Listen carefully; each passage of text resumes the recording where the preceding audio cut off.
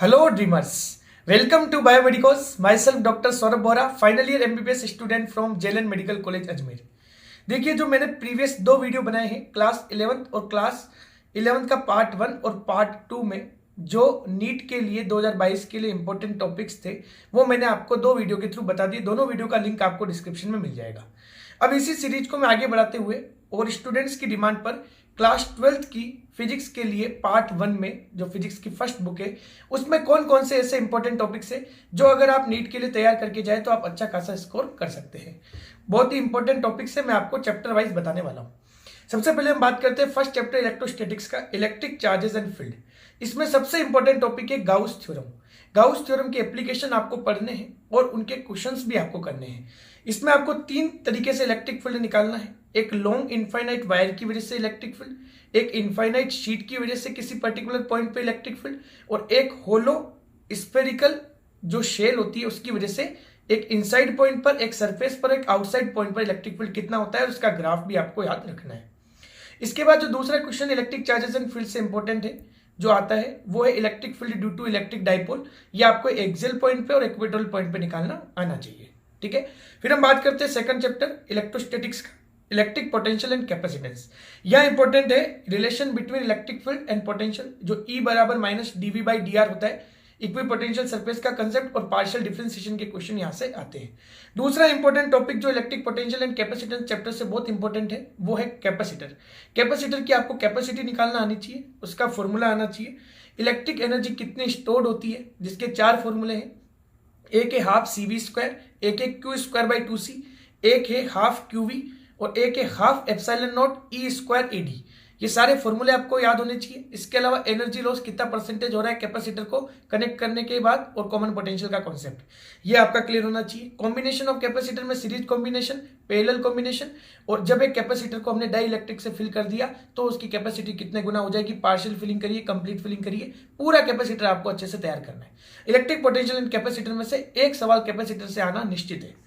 फिर हम बात करते हैं third chapter current electricity. Current electricity से दो टॉपिक बता रहा हूं जहां से क्वेश्चन डेफिनेट आएगा, मीटर ब्रिज और पोटेंशियोमीटर। यहां दोनों से मीटर ब्रिज और पोटेंशियोमीटर में से एक क्वेश्चन पक्का आना है, आप अच्छे से तैयार कर लेना। इसके अलावा जो इंपॉर्टेंट टॉपिक है करंट इलेक्ट्रिसिटी में वो है कार्बन कोडिंग रजिस्टर। इसमें कलर कोडिंग से आपको रेजिस्टेंस निकालना है। बीबी रॉय ऑफ ग्रेट ब्रिटेन वाली जो ट्रिक है वो अच्छे से याद कर लीजिएगा। इसके अलावा पॉइंट पोटेंशियल मेथड जिससे आपको हर एक पॉइंट पे पोटेंशियल निकाल के करंट, वोल्टेज और ओम्स लॉ अप्लाई करके वैल्यूज निकालनी है। तो आप करंट इलेक्ट्रिसिटी में metre bridge, potentiometer, carbon coding resistor और पॉइंट पोटेंशियल मेथड ये चारों आपके क्लियर होने चाहिए। फिर हम बात करते हैं मैग्नेटिज्म पे आते हैं, मैग्नेटिक इफेक्ट ऑफ करंट। इसमें आपको मैं चार इंपॉर्टेंट टॉपिक बताऊंगा। सबसे पहले एक चार्ज पार्टिकल का पाथ जब वो एंटर करता है यूनिफॉर्म मैग्नेटिक फील्ड में परपेंडिकुलरली तो उसकी रेडियस क्या होगी, काइनेटिक एनर्जी क्या होगी, टाइम पीरियड क्या होगा, फ्रीक्वेंसी क्या होगी। इसी पे प्रिंसिपल पे बेस्ड है साइक्लोट्रॉन, तो ये साइक्लोट्रॉन आपको अच्छे से पढ़ना है। इसके बाद होता है बायो-सावर्ट लॉ के एप्लीकेशन जिसमें आपको दो आते हैं, magnetic field due to infinite wire, semi infinite wire, और एक होता है मैग्नेटिक फील्ड एक सर्कुलर कॉइल जो होती है उसके सेंटर पे कितना मैग्नेटिक फील्ड होता है। ये बायो-सावर्ट लॉ के एप्लीकेशंस आपको आनी चाहिए। इसके बाद एम्पेयर सर्किटल लॉ के एप्लीकेशन, एक मोटे वायर की वजह से इनसाइड पॉइंट, सरफेस पॉइंट और आउटसाइड पॉइंट पे मैग्नेटिक फील्ड क्या होता है और उसका ग्राफ, और सोलेनॉइड और टोरॉइड की वजह से मैग्नेटिक फील्ड कितना होता है ये भी आपको आना चाहिए। Ampere circuital law, Biot-Savart law, एक क्वेश्चन डेफिनेट है। फिर हम बात करते हैं गैल्वेनोमीटर को अमीटर में और वोल्टमीटर में कन्वर्ट करना है।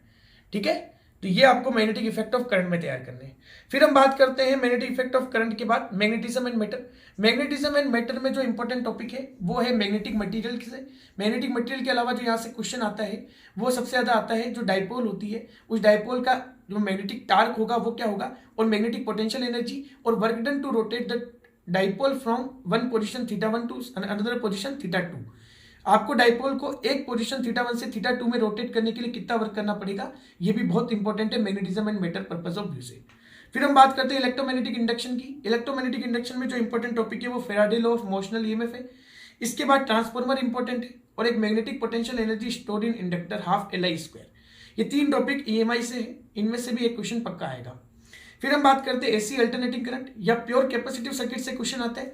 इसके अलावा ज्यादातर जो चांस रहते हैं अल्टरनेटिंग करंट से क्वेश्चन आने के वो रहते हैं series LCR circuit. Series LCR circuit में आपको नेट वोल्टेज निकालना आना चाहिए, करंट निकालना आना चाहिए, इंपीडेंस निकालना आना चाहिए, पावर फैक्टर निकालना आना चाहिए, average power dissipation in LCR circuit निकालना आना चाहिए, ये सब आपको आना चाहिए। इसके अलावा रेजोनेंस एंड क्वालिटी फैक्टर, ये 3 टॉपिक मैंने आपको बताया, pure capacitive circuit, series LCR circuit, resonance. इन तीनों में से भी एक क्वेश्चन डेफिनेट आपके पेपर में आपको मिल जाएगा। आखिरी चैप्टर इस 12th फिजिक्स की पार्ट फर्स्ट का इलेक्ट्रोमैग्नेटिक वेव। यहां से जो क्वेश्चन आता है वो फॉर्मूला बेस्ड आता है। Poynting vector E cross B divide by mu naught, आपको E और B दे देगा, उससे आपको E की डायरेक्शन B की डायरेक्शन देने के बाद आपको इलेक्ट्रोमैग्नेटिक वेव के प्रोपोगेशन की डायरेक्शन पूछ लेगा।